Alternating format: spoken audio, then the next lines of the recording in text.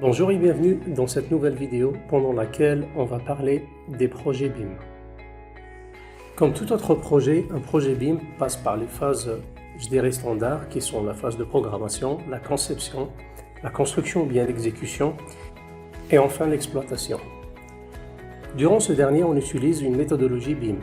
Cela veut dire un processus ou bien une charte définie entre les intervenants. Et puis un ensemble de logiciels et d'applications consentis. Bien sûr, pour échanger à la fois les modèles et puis l'ensemble des informations qui contiennent.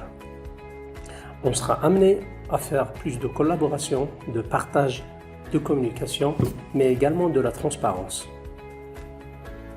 En fonction de la configuration du marché, le BIM s'adapte. Durant un marché classique, on a les trois phases qui sont bien définies, la conception, l'exécution et l'exploitation.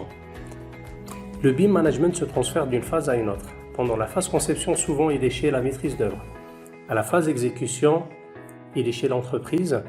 Et enfin, lorsqu'on passe en exploitation, le maître d'ouvrage soit choisit une assistance maîtrise d'ouvrage pour assister l'exploitation de son bâtiment, ou bien en équipe interne, il fera l'exploitation.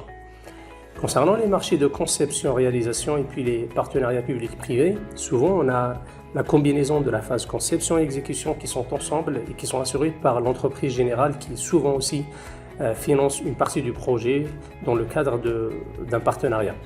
À ce moment-là, le BIM management, soit il est entre les mains de l'entreprise générale ou bien la maîtrise d'œuvre. En phase exploitation, le BIM management revient à la maîtrise d'ouvrage et elle assure l'exploitation soit par une équipe interne ou bien une équipe externe. De là, on voit bien que le BIM s'adapte peu importe la taille du projet, la complexité du projet, mais aussi la configuration du marché. Et durant notre projet BIM, le plus important est d'arriver à la finalité, qui sont les livrables, et assurer la phase, exécution et la satisfaction client. Le BIM reste un moyen, mais pas une finalité. Sur ce, je vous dis à la prochaine vidéo au sujet de l'architecture et du BIM. D'ici là, portez-vous bien et à la prochaine fois.